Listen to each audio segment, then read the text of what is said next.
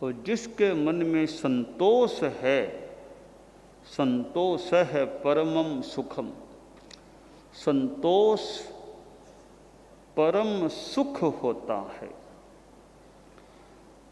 महात्मा व्याख्यान दे रहे थे, प्रवचन हुआ और महात्मा ने ये संतोष की बातें बताई। प्रवचन के बाद एक परिषद में से श्रोता खड़ा हुआ और बोला, महात्मा जी आपने कहा संतोषी आदमी सुखी है, आदमी दुखी भी हो सकता है, सुखी भी हो सकता है। आप यह बताइए, यह आपकी जो परिषद है इसमें सबसे ज़्यादा सुखी आदमी कौन है?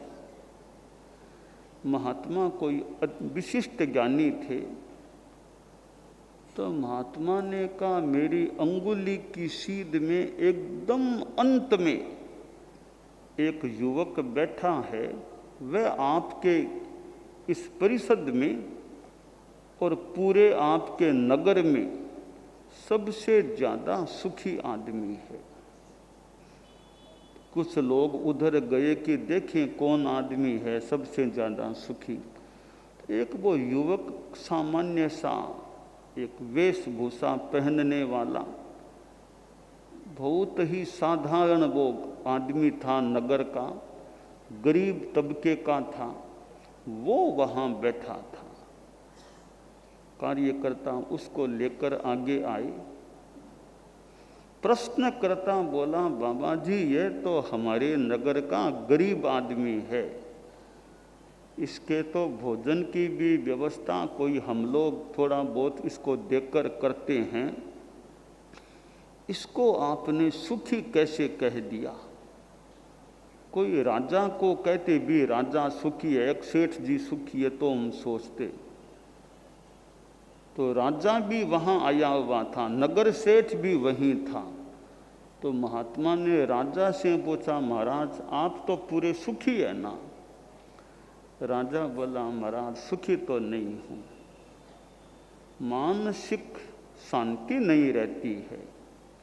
हालांकि भौतिक साधन सामग्री की कमी नहीं है, पर टेंशन, तनाव, चिंता, मानसिक अशांति, नींद भी ठीक नहीं आती,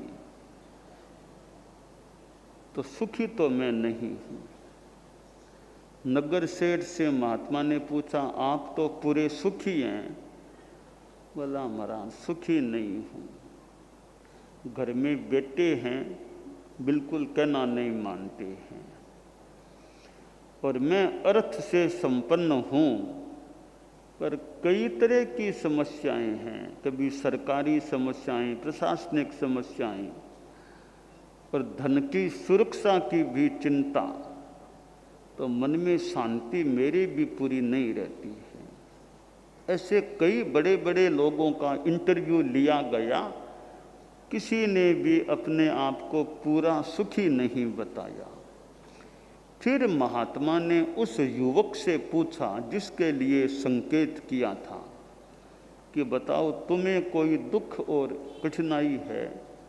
तो बाबा कोई दुख नहीं है मुझे, तो पूरा सुखी हूँ,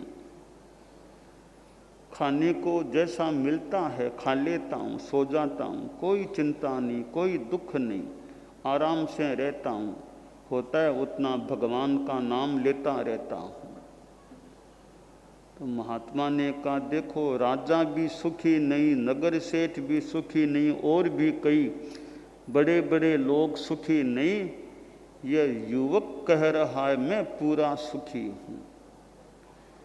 तो इसका मतलब है जो सुख और भीतर की शांति है, आगम में कहा गया, जे निर्जिन्ने से सुहे, निर्जरा होने से जो मिलता है वह सुख है। तो पदार्थ सुविधा दे सकता है, पर शांति, आंतरिक स्थायी शांति देना पदार्थ के वश की बात नहीं।